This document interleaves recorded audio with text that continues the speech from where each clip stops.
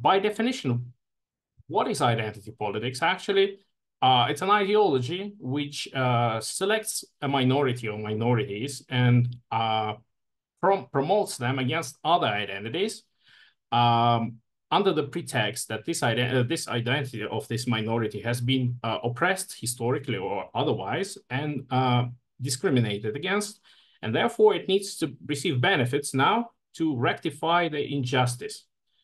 Problem is that this selection process is very arbitrary. Now, looking back at this array, why I'm bringing this up? The personal is political, or the personal is public, is a feminist slogan popularized by the second wave feminists in the 1960s.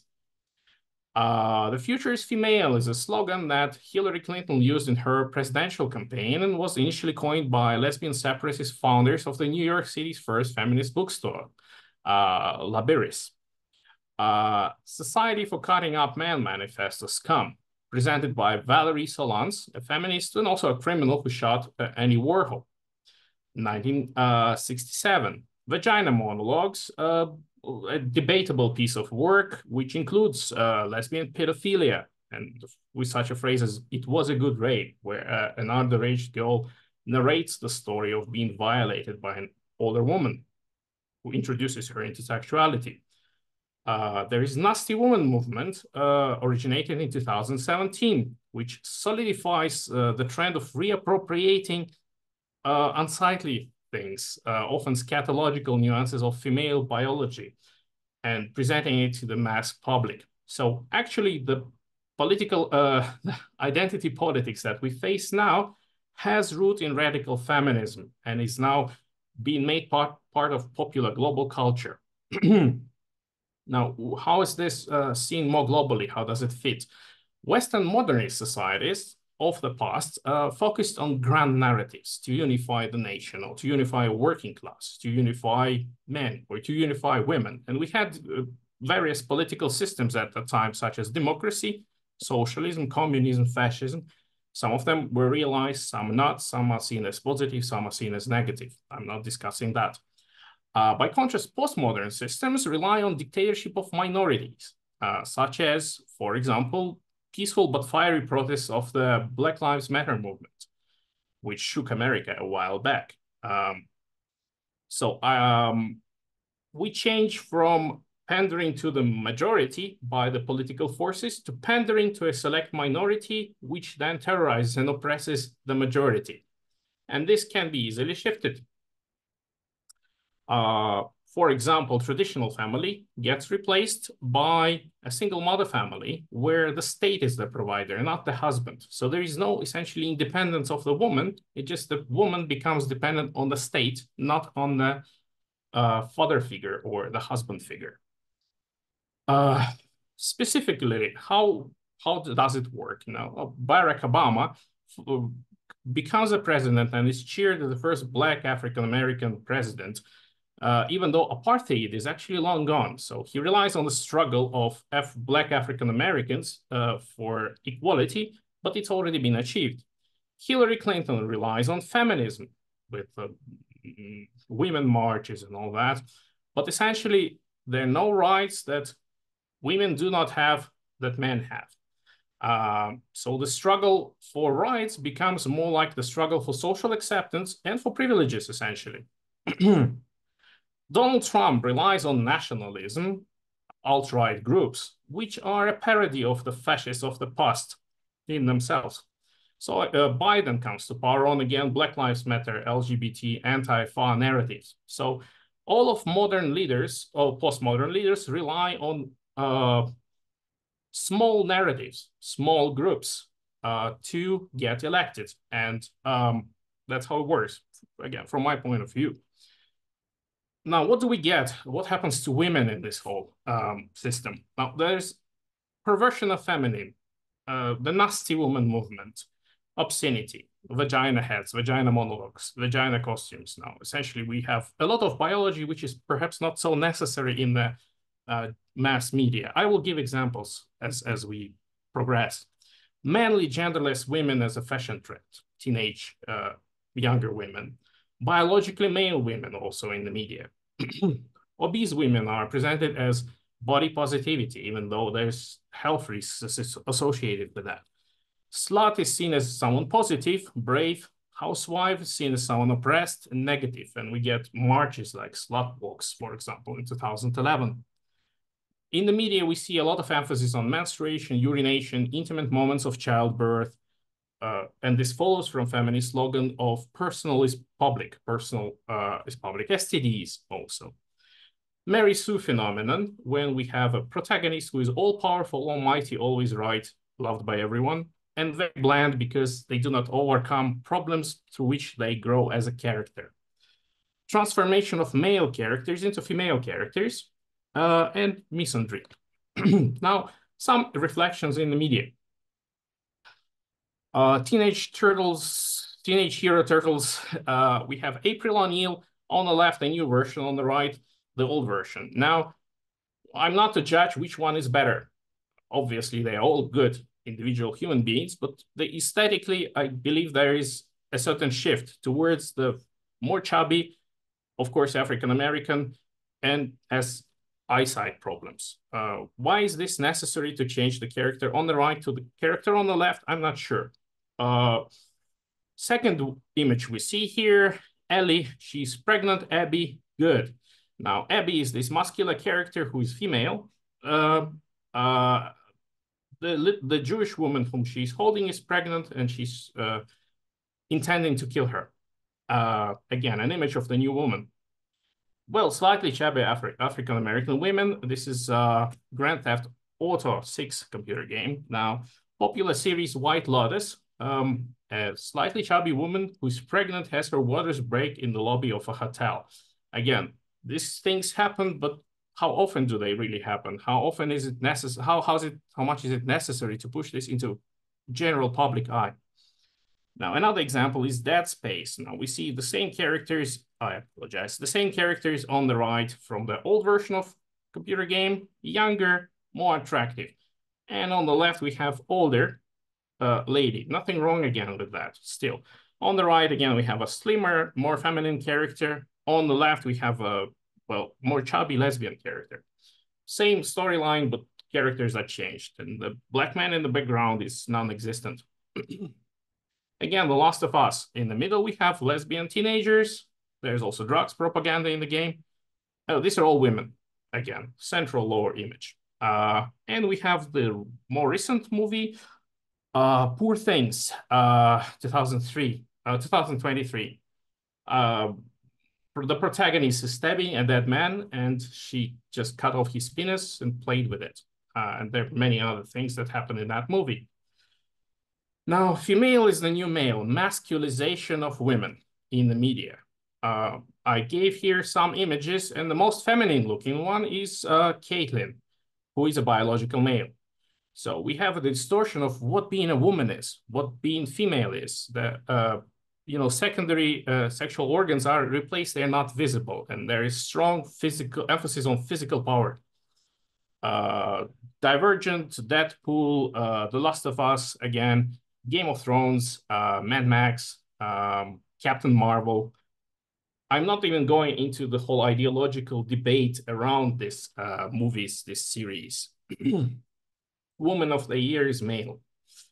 Batwoman and the characters up here are male traditionally in the comic books, in the comic movies. They now become women somehow through the storyline. Again, why not create an own story with an attractive, engaging female character? Why should one side, overrepresented male superheroes, be replaced with female versions of the same superheroes? Why not just bring in more diversity, more female narratives? The injustice is fixed by creating another injustice, not the balanced synthesis. Now, in the movies specifically, we have Ghostbusters, we have Doctor Who, we have Star Wars, where Luke Skywalker is replaced by Mary Sue, Rey Skywalker, and we have Enola Holmes to replace Sherlock Holmes. Again, we don't deal with new stories, we replace the old stories. We take them over. By we, I mean the representative of identity politics. Now, some more examples of films and series. Now, the poor things I already mentioned. There's public urination, prostitution, pedophilia, lesbianism, and misandry. They are all presented as acts of female liberation. I'm quoting again. The whoring thing challenges the desire for ownership that men have. Limited series Candy, 2022. Housewife turns into slut, essentially, cheating on her husband, and she murders a housewife, symbolically representing her liberation through acts of violence and degradation. Wonder Woman, quote, they came to the conclusion that men are essential for procreation, but when it comes to pleasure, unnecessary. Again, we have men reduced to sperm donor, essentially, while the invisible state coexists with the women who reproduce this way. Birds of Prey and the fantabulous emancipation of one Harley Quinn, not so sexist, but basically all men are evil characters in that movie, while a team of brave females defeats them. Sex and the City, Desperate Housewife, full of indecency, vulgarity, STDs, and are anti-family, obviously. It focuses around the topic of bored women who go on, cheat, and have sexual promiscuous lives. Very popular in the media. Now, Mary Sue phenomenon, I'm just giving here a few examples. I already mentioned what it is. Captain Marvel, Hunger Games, Katniss Everdeen, very popular these days. Star Wars, Rey Skywalker. Twilight, Bella Swan, everybody likes her. She's just automatically loved by everyone, achieves her goals without much effort. Game of Thrones, Arya Stark. The Good, the Bad, and the Ugly, and this is going to be something like a conclusion because we got interrupted. I'm already taking much time. I hope I'm not over time a little bit. I apologize. So basically, identity politics and feminism are necessary, and they really do give voices to minorities, to smaller groups of, let's say, African-American lesbians or Latino bisexual single mothers. But these little stories, even though all these groups have unique experiences to tell and share, at the same time, they take away from the unity of what a woman is. So there is no anymore groups of females for feminism, but they're little identities who all scream for attention. Ironically, they're not the majority of women also, these ones who are in the focus of, say, Netflix. They are minorities. So the voices of the majority of women are silenced this way because they become underrepresented. Unhealthy lifestyles such as promiscuity, non-reproductive LGBT and whatnot, relationships, immoral behavior, STDs are popularized. Also, drugs are introduced into this often. Women essentially get stripped of the identity of a woman this way, as I feel. Femininity is redefined into nothingness or manliness, or even men are playing women, or transsexual men are playing women and receive awards like the Woman of the Year in the Glamour magazine. Now, there is also a function of media or movies or films and art to inspire us to change for the better. But with the feminist and identity politics drive, we are encouraged to accept our natural flaws, such as obesity, for example, or some sort of health issues, as natural, and we don't need to better ourselves because we already perfect as we are. We need to focus on accepting ourselves rather than on improving ourselves. That's the general message that I feel is being pushed to us, the contemporary media. So the old becomes replacing the young, as I've shown in an example. Obese are presented as body positive, healthy, and masculine women are replacing feminine women for some reason. There's nothing wrong with feminine women. And the man sometimes is representing a woman. So this is basically my brief outline of the article, in which I also go into reasons behind that. I'm sorry because I probably do not fit exactly the drive of the seminar, but there's a voice to be heard also, I hope. Thank you very much for your attention. Thank you very much, Dr. Mikhail Pushkin. It was very interesting, and especially your idea that women are replaced by genderless persons with too many shifting identities. Maybe that could also be regarded as a little bit controversial by some, but it was a good presentation. Thank you very much. Thank you kindly for having me. Thank you for also using your time effectively. The second paper is a joint paper, as far as I can see, to be presented by Associate Professor Elif Aktürk and Assistant Professor Yeşim Sultan Akbay. Associate Professor Elif Aktürk graduated from Atatürk University from Department of German Language and Literature in 2010. Then she did her PhD at Hacettepe University between 2011 and 2018. She currently works as Associate Professor at German Language and Literature Department of Süleyman Demirel University. And Dr. Yeşim Sultan Akbay, am I right to call you doctor, or you are PhD student, I think now, Yeşim? No, I'm assistant professor at Süleyman Demirel University as well. Okay, very good, Yeah. very good. Yeah. I'm sorry, I couldn't get the exact bios from the organizing committee. That is why these are what I have collected from the internet. Sorry for any, wrong. Inconvenience. No, there's no Okay, thank you very much. inconvenience at Thank you all. very much. Yeah. And Dr. Yeşim Sultan Akbay also graduated from Süleyman Demirel University in 2012, and she completed her MA at Süleyman Demirel University in 2015. And my current knowledge or information says, I think you are doing your PhD, but you are an assistant professor, right? No, actually, I have conducted my PhD dissertation, and it's finished in 2021. Okay. Now I'm doing my postdoctoral degree at Cambridge University. I'm very now good, located very in good. Cambridge. Yeah, Congratulations, thank you. very good. Thank you. Very good. Yeah, and we are colleagues with my dearest colleague Elif Aktürk. Yeah. Okay, very good. Then Exactly. the Yeah. title of your presentation is the #MeToo movement in the English and German literary world. The floor is yours now. I think Dr. Yeşim Sultan Akbay, you are going to present, or? Hocam, yeah, we both are going to present. Okay. Okay. And yeah, I will start, I think, yeah. And first of all, I would like to thank to Mikail Hoca for his valuable presentation. And Hocam, I would like to thank you also for your valuable efforts for us.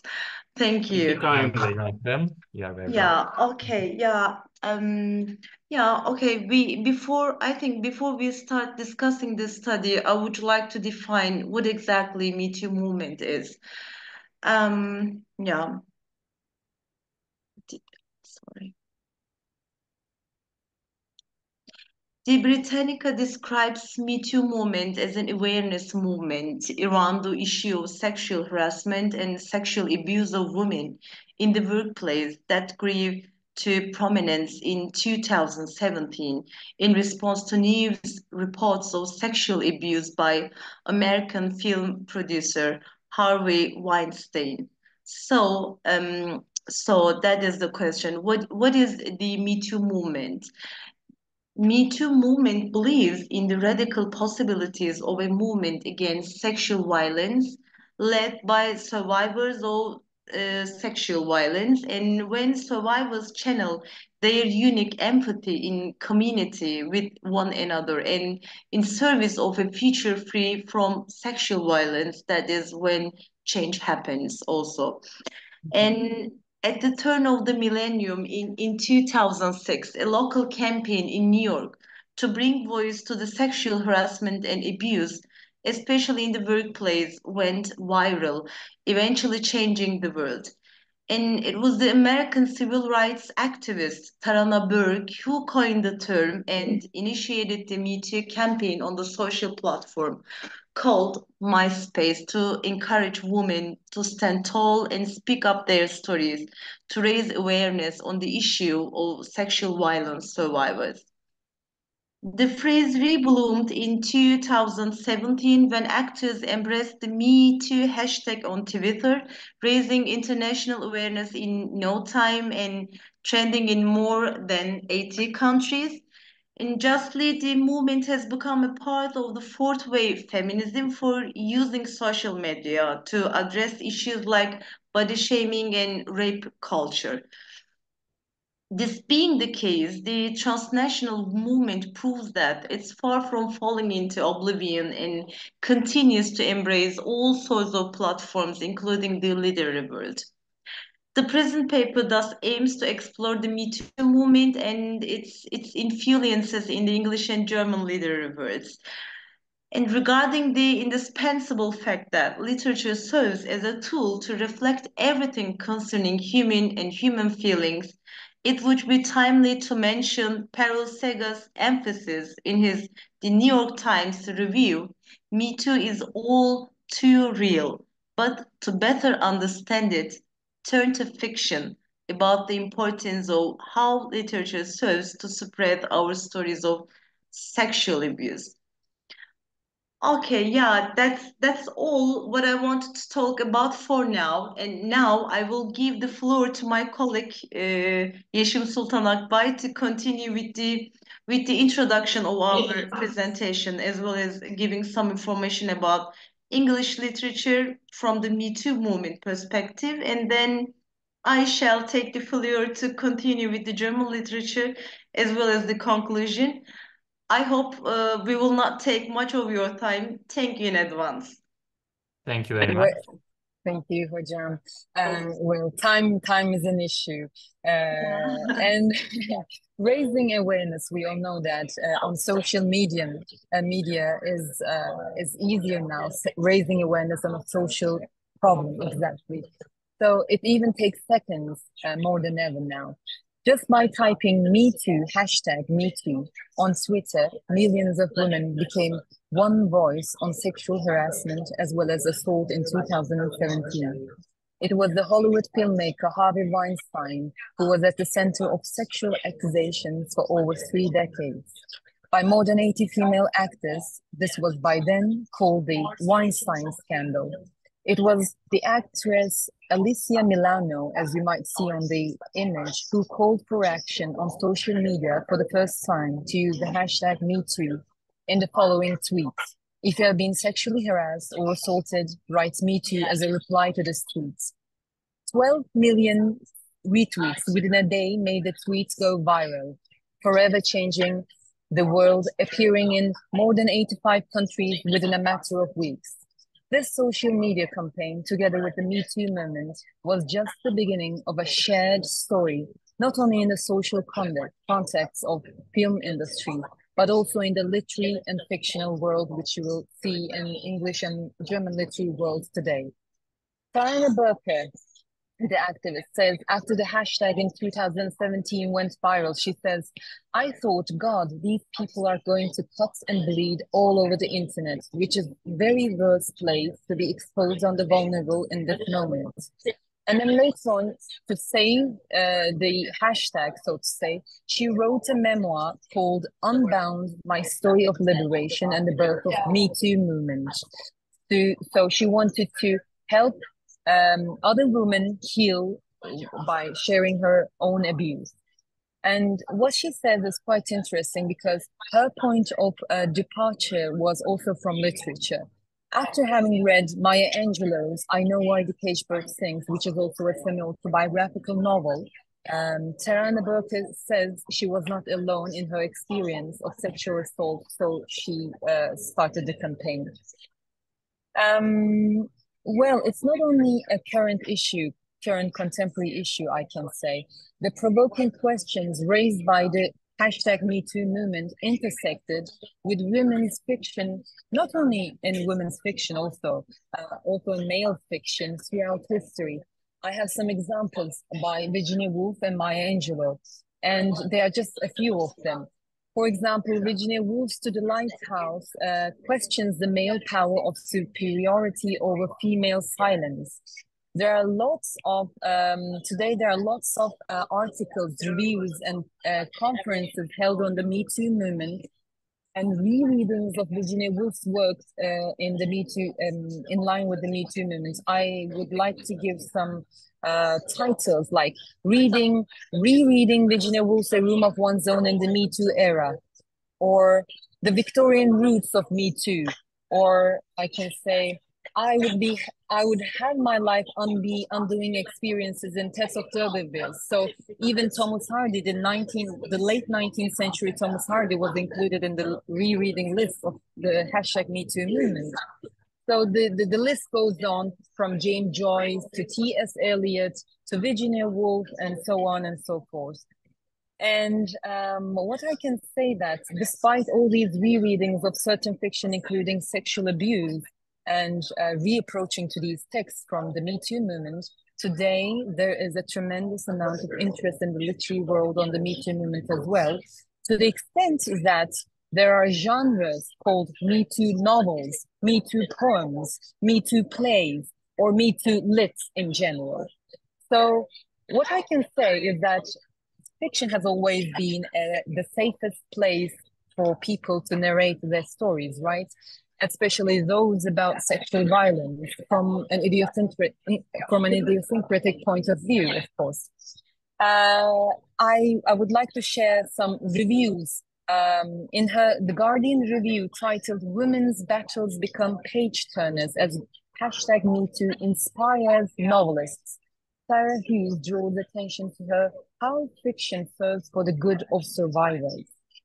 So I have listed in the paper, in our joint paper, more than 26 novels about which are also called Me Too novels, and among them, I would like to share 3 of them.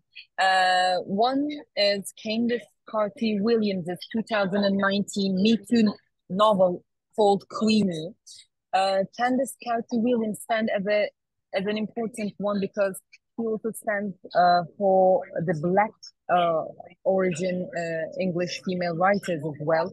And her novel is also a coming of age novel from a Jamaican root, showing how she was prone to sexual abuse by her boyfriend. So within the list, we have interesting names and very popular names like Margaret Atwood, and with the Testaments published in 2019, sorry. And we have also Miriam Toews, Women Talking, published in 2018. So all these coincide with the Me Too movement, and they're also called timely and important for the movement as well. So why Miriam Toews' Women Talking, this novel is important because as I said, I have included 26 names. I have researched 26 names and novels, but these 3, I believe it's more important to mention in this time-limited presentation because Miriam Toews' Women Talking was adapted into a major Hollywood film in the mainstream feminist cinema, which I guess Mikhail Pushkin Hocam would be interested in. It's Women Talking 2018. So it's based on a true story, and it centers on a group of Mennonite women who meet in private to discuss the truth behind the sexual assault that happened for a very long time to 150 women within 4 years of time. So all these names stand as important names and figures because as women, not only women, but men or cisgenders read these novels, they found their voices and it inspired them. It became a healing tool for them. So this is all I can summarize for the time being. Thank you. And thank you for inviting me as well to this valuable conference. Thank you. I give the floor to my colleague. Yes. Okay. Yeah. Thank you, Yeşim Hocam. Okay, and it's the part of German literature also. What about the Me Too movement in German literary world? And actually, I would like to start this part of the study with a quote by Sabine Silke. Yeah, I'm quoting, rape is not only a dense transfer point for relations of power, but also a crime that does not exist without narrative. So there is actually there is more than one type of crime. For example, nowadays, murders can be committed in the middle of the street in front of people's eyes, but a crime such as rape is often committed in deserted places rather than in public, I mean. And therefore it's really very important for the victim to tell this, just like the Me Too movement reveals the rape. Okay, and first of all, I would like to point out that Me Too movement can be interpreted through retrospective rereadings in German literature, just like in English literature. And yeah, I'm gonna give some examples, yeah. Okay, for example, it's seen that rape and sexual abuse scenes are quite common in German medieval and Baroque literature. However, as Yeşim Hocam mentioned before, due to the limited time, I will skip these parts with your permission, yeah? And we will detail all of them in our paper, but I would like to touch upon an important point about women writers in the 18th century in German literature. Because for women authors of the 18th century, rape presented a much more difficult topic, since female honor was defined as a function of sexual innocence, and such innocence was incompatible with knowledge of and thus with the representation of sexual matters. And even so, some of them, such as Sophie von La Roche, tackled the issue of rape, for example. And yeah. Mm-hmm. And what about the contemporary German literature? And first of all, it can be noted that today there is a subgenre in the field of literature called Me Too Lit. As Yeşim Hocam mentioned before too, yeah. But before analyzing the situation of Me Too lit in German literature, I would like to give a few remarkable information about how the movement in question was adopted by Germany. For example, Spiegel Culture magazine includes statements on the subject under the following title in 2021. Okay, in German, es hat in Deutschland noch nicht gar geknallt. If we translate it into English, we can say there hasn't been a bang in Germany yet about they mean the Me Too movement. The review in question emphasizes that Germany remains indifferent to sexual abuse and the Me Too movement. And similarly, for example, the Los Angeles Times gives Germany's stance against the Me Too movement with the following headline: Germany had seemed immune to the Me Too movement. And according to this article, some Germans thought their country might be immune from the social turmoil seen in the United States and elsewhere, even though there have long been rumors of sexual harassment by powerful men there. Also, yeah, we have another example about this topic. The Guardian also states that Germany is still living in the days of the Stone Age due to its silence against a current event that shook the world. Yeah, and however, after the 2000s, when the movement in question emerged, we can see some literary works. Of course, I think one cannot compare these literary works with the English literature actually, but however, we can see literary works that discuss issues related to sexual abuse, although the subject of the Me Too movement itself is not directly mentioned. Yeah, for example. Selected as the best novel of 2021 by a German book prize. Antje Roig Strube's novel with its original name, Blaue Frau, also Blue Woman, tells the Me Too story of a woman searching for a way to continue living after being raped. Okay, and this blue lady or the blue woman is also about power structures and sales institutions and governments, and it's about the view of power and position between East and West. And it's possible to give some other examples, but hocam, I'm not sure if we have time or If you could finalize, Elif hocam, that would be yeah, better. hocam, you're Thank you right, very much. hocam. Okay, hocam, exactly. Yeah. Yeah, also we have some other examples like this, but I would like to summarize and make a conclusion, I think. And as a result, as I said before, we have some other examples in German literature, like this example. Also, I mean the blue lady. But as a conclusion, when we collected our information with Yeşim Hocam in English from the English and German literature, we tried to find answers to the following questions in our study. For example, how can the Me Too movement be defined, and how and for what reasons did it emerge? And as second, what were and are the reflections of the Me Too movement in English and German literature? And how can the characteristics and scope of these literary texts be explained? Also in this context, it was seen that literary works written before the Me Too movement can also be considered in the context of the Me Too movement. And when we looked at past and current studies, we saw that these works were not only written by women, but also male writers who approached the subject with the same sensitivity as female writers. Thank you very much. Thank you very much for your attention. Yeah, that's all.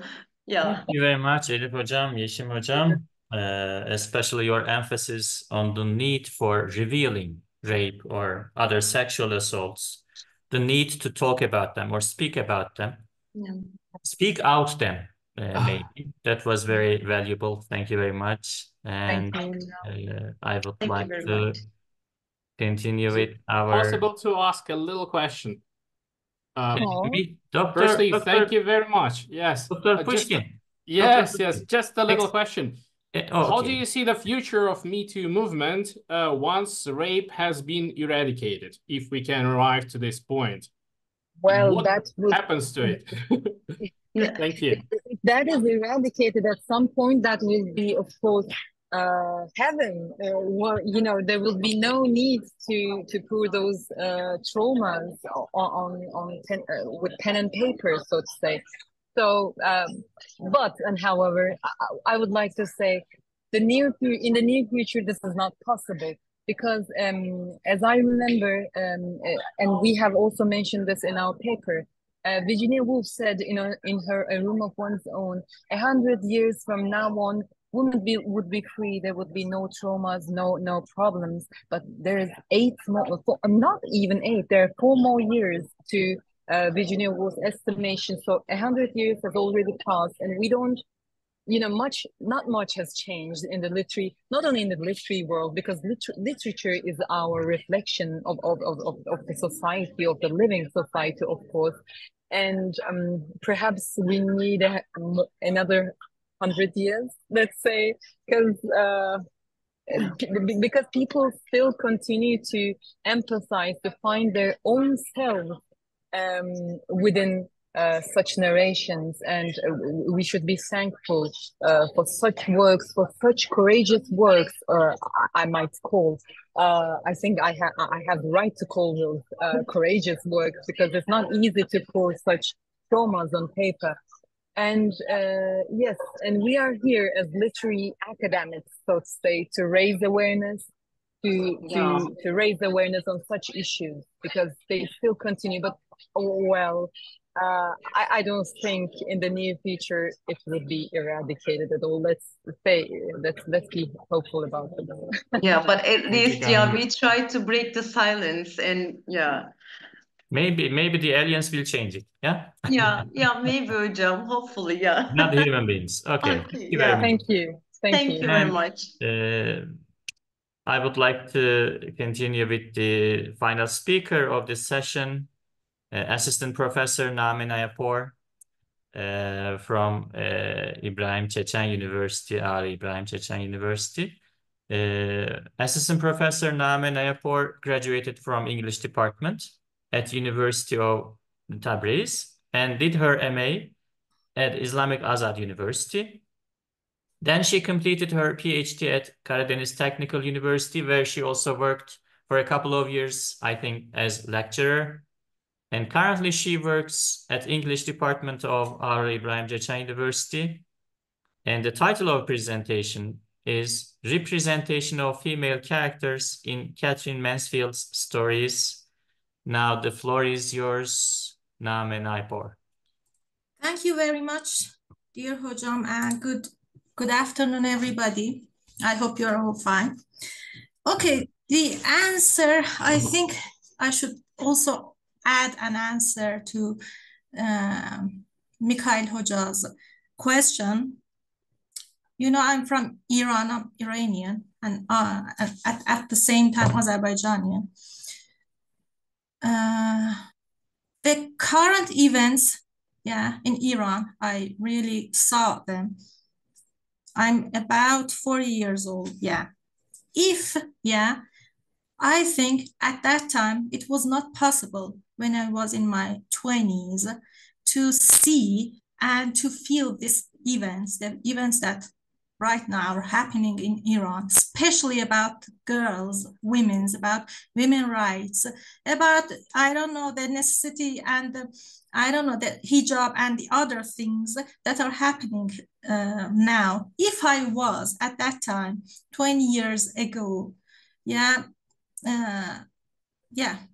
I was a little bit afraid, but I had a trip to Iran, to Tabriz, in fact, about 1 month ago, and I saw the streets filled with girls and women without hijab, without any kind of Islamic covering, and they were very freely smoking, drinking, and you know, media is something, and the real life of people is completely something else.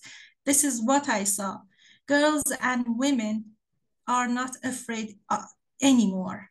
They are either, I don't know, 18 years old, 20 years old. They are in their 20s and they are not afraid of anything. They are not afraid of death, even death. And they believe that they do not have anything to lose anymore because they don't have a job, because of the political system, because of the regime. They don't have a job. They don't have any other thing. They are not, okay, they are educated, but their education is not, how can I say, is not satisfactory and does not give them any kind of job opportunity or any kind of occupation. So what are they afraid of? They don't have any money. They don't have a house. They are not married. They don't have any kids. And they do not care about their parents who somehow decided this life for them. So I think in my own country, of course, Turkey is also my country, but my homeland is Iran, Tabriz. I think that lots of things have changed during at least these 20 years in my own country, and also in Turkey, not only in Iran, but also in Turkey. And it's going to change also. This was what I saw in the last month, and I wanted also to share it with you. Maybe it would be a help, a contribution to your to what it shows that there is progression towards brighter future. It's happening now, actually. And it began with the girls, and the new generation girls, the postmodern girls, not with me. Of course, I can be considered a modern woman, but they are a very different generation. The postmodern is, the postmodern generation, or the post-postmodern generation, we can say. They are completely different from us. Jam, thank you for your remarks, because it's so much valuable in the sense that we have hope for the future. Yes. Thank you. Yeah, we there is should. no other We thing. should. Waiting Yeah. for Godot, where he is going to come, or whether he's going to come, we don't know, but we should keep our, hope. Yeah, exactly. Thank you very much for your You're remarks. welcome. You're welcome. And thank you for your great presentations. Of course, I have a paper. I'm going to read my paper. The title of my paper is Representation of Female Characters in Catherine Mansfield's Short Stories. Catherine Mansfield's short stories are renowned for their nuanced portrayals of women navigating the complexities of early 20th century society. Within the domestic sphere and constrained by societal expectations, these women grapple with emotions, social pressures, and a yearning for connection.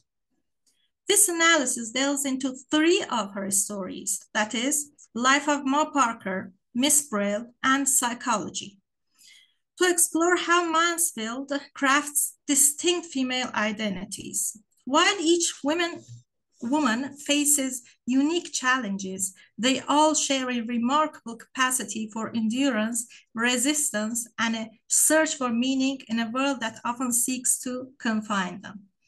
By examining these characters, we gain touching insights into the struggles, aspirations, and strength of women from various walks of life, revealing the multi-layered nature of female experience and the universal themes that underpin Mansfield's narratives. I will begin with Life of Ma Parker.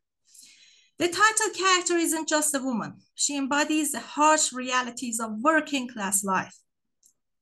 Through Ma Parker, Mansfield paints a moving portrait of strength in the face of relentless grief, social marginalization, and backbreaking labor. Ma Parker's identity is inseparably linked to her work as a house cleaner. The story opens with her scrubbing a filthy den, a metaphor for the endless cycle of cleaning that defines her existence. Her work is physically demanding and emotionally draining, offering no relief from the harsh realities of poverty. Grief weighs heavy upon Ma Parker. She cannot help remembering the recent death of her grandson Lenny. The narrative structure, fragmented and stream of consciousness mode of narration, reflects the fractured state of her mind. Memories of past losses, 7 daughters, and another grandchild, interwoven with the present, underscores the enduring burden of grief she carries. In spite of her suffering, Ma Parker displays a remarkable capacity for resilience. She pushes through her exhaustion and emotional turmoil to fulfill her cleaning duties. She is intensely independent, refusing to surrender to despair. Even her moments of self-pity are brief, replaced by a determination to keep going. However, Mansfield doesn't treat from portraying the dehumanizing effects of Ma Parker's social position. The unnamed literary gentleman, there is a literary gentleman who she cleans his house and she cooks for. She cleans for, portrays the class divide. He remains invisible to Ma Parker's pain, treating her with a casual indifference that edges towards contempt. This encounter enhances the sense of powerlessness and marginalization Ma Parker experiences. Ma Parker, exhausted and emotionally spent, seeks solace in a cup of tea. The image is bittersweet. A small act of self-care in the face of overwhelming hardship. It is a flicker of hope amidst the bleak of her reality. Again, hope. Ma Parker is a complex and deeply human character. She's a grieving grandmother, a tireless worker, and a symbol of the struggles faced by the working class. Through her portrayal, Mansfield compels us to acknowledge the harsh realities of poverty and the strength required to simply survive. Mansfield then I'm going to, now I'm analyzing Psychology by Mansfield, a short story that is not very much heard of. She presents a female character wrapped in ambiguity. We never learn her name, existing only in relation to the unnamed male character and the unspoken desires that murmurs beneath the surface of their friendship. This deliberate lack of definition compels us to focus on her inner world, a world of weakness, sensitivity, and unspoken longing. The narrative revolves around the idea of total surrender, a state where their minds are like two open cities. Yet this openness seems to have its limits. The female character struggles with societal expectations and the fear of revealing her true self. The constant presence of teacups and the carefully cultivated atmosphere suggests a performance of domesticity, a mask that hides a yearning for something more. Mansfield masterfully employs symbolism to paint a picture of the woman's internal conflict. The flickering firelight, a symbol of passion, stands in severe contrast to the cool, controlled light of the lamp, representing societal norms. The woman's desire for emotional connection and perhaps even intimacy battles with the fear of losing her autonomy. The characters' shared past hints at through their complete surrender, suggests a deeper bond. However, the story takes place entirely in the present, emphasizing the tension of the unspoken. The woman's internal monologue, though absent, is palpable. We sense her yearning for a deeper connection, a release from the constraints of societal expectations, yet a part of her hesitates, clinging to the safety of the status quo. The extinguished fire and the cold tea suggest a mist.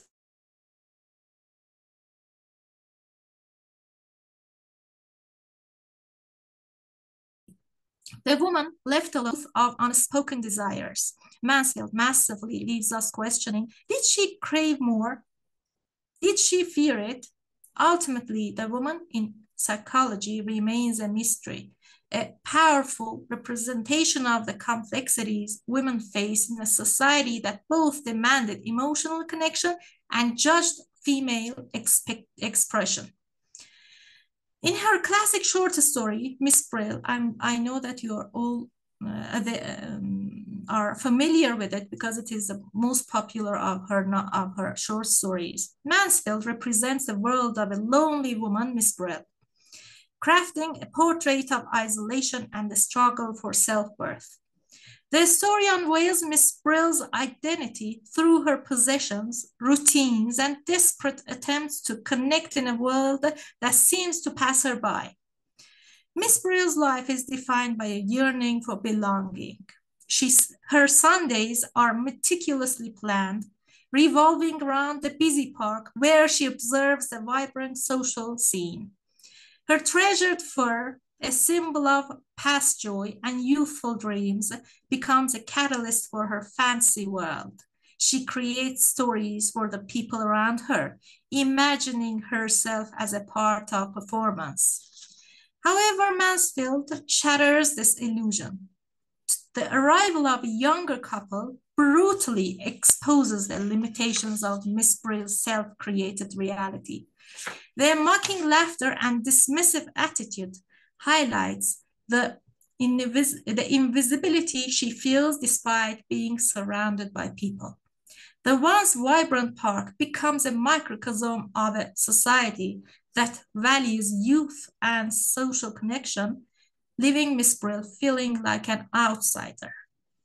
The story explores themes of loneliness and societal expectations. Miss Brill, an English teacher, remains nameless, suggesting a lack of agency and a life devoid of meaningful connections. Her dependence on external validation, particularly from strangers, underscores the emptiness in her own life. The fur also becomes a source of comfort and delusion. It represents a past where she might have been a part of a couple, a bygone era of youthful vibrancy. However, clinging to this symbol also reinforces her detachment from reality. The final image of Miss Brill, carefully packing away her fur, is a powerful symbol of acceptance, according to me. The extinguished light of the gas fire mirrors the dimming of her hope. Mansfield leaves us with a profound sense of Miss Brill's helplessness and the limitations placed on women of her age and social standing. Despite her attempts to create her own narrative, she remains trapped in a cycle of isolation, a reminder of the societal pressures that contribute to female loneliness. That was all I could write about these 3 short stories. I hope you Thank you like very much, Professor Nami Nayapur. Thank you for listening. And actually, I was a little bit worried because maybe we could overrun the time, but you have used time very effectively. Thank you very much for this. You're welcome. And your presentation of Catherine Mansfield was also very interesting and valuable. Now, the platform, I would like to open the platform for discussion and questions from the audience. Actually, we started a kind of discussion just before Nami Nayapur's presentation, but maybe there could be more questions or comments. If I could, firstly, please. Please, Elif Hanım. No, hocam, please, it's your turn. I'm sorry for interrupting. No, I think you were first, please. Please go on. I would like to comment on Catherine Mansfield's short story. Yeah, I would like to thank Name Hoca for her valuable presentation. I met Catherine Mansfield's short stories here in this department, also in Süleyman Demirel University. Yeah, actually, and normally I'm studying the German literature, and I studied German language and literature at university, but I'm going on with both English and German literature, and that's why her short stories always affect me a lot, and especially Miss Brill. Yes. And that's why I would like to thank you for this valuable presentation. You're welcome. Miss Brill is also my favorite. Mine hocam also. Thank you very much. Really, yeah, it affects me a lot. Thank you. Yeah, that's all what I want to talk about. Thank you. I wanted to ask whether this loneliness theme, which seems to be overarching, is specifically female kind of loneliness, or is it that general human kind of loneliness? Because I am also a bit like, like that. I have my mementos and I just cling to them. Yes. How is this female specific? Yes. Of course, this loneliness also can be have a kind of a question, a question of being, and a kind of an existential loneliness. Yeah, as you know, Dasein, we are thrown in this world without our knowing, and nobody asked us, do you want to be in this world? So this loneliness, according to many philosophers, exists in every human being, no matter man or woman, female or male. But because of the societal pressures and the suppression and oppression and the patriarchal order or the system, whatever you name it, at that time, especially in the beginning of the 20th century, women tended to feel this loneliness, much more, because who is Miss Brill? Miss Brill is a woman maybe in her 50s, and much more importantly, she's a spinster. She's a spinster. A spinster is an unmarried woman, in her 40s, in her 50s, who is single. She doesn't have a husband, and she doesn't have any children or any kids. So and on the other hand, she's an English woman, an English teacher in a in France, in another country. She doesn't have any relatives, she doesn't have any family. So, and on the other hand, she doesn't have any family of her own. So I think this is double. The impact is double. Why? Because first of all, she's a woman, she's not married, she's already been, how can I say, isolated by the society that suppresses, that makes her get married somehow to any person and have a child. And on the other hand, she's a foreigner. She's a foreigner, and she sometimes, yeah, she has pupils, and she teaches English to French people, to French students. So this is, I think, this is double suppression, and this is double oppression that affects in her double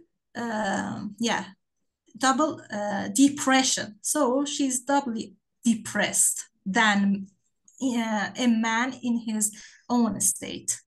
So if you consider a man in his 50s, I think Miss Brill is doubly oppressed, doubly suppressed, and doubly depressed in that particular, how can I say, context. Thank you very much, hocalarım. Thank you. May I have a small contribution? Please, hocam.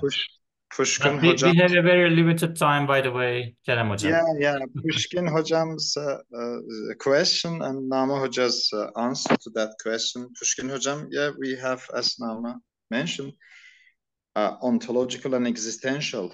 Actually, because in English literature, Catherine Mansfield is a famous short story writer, and most of the lecturers and professors use her stories in classrooms. Personally, as far as I see, in Mansfield, the loneliness is existential loneliness and not that much philosophical, because in their loneliness, lonely situation, female characters are helpless.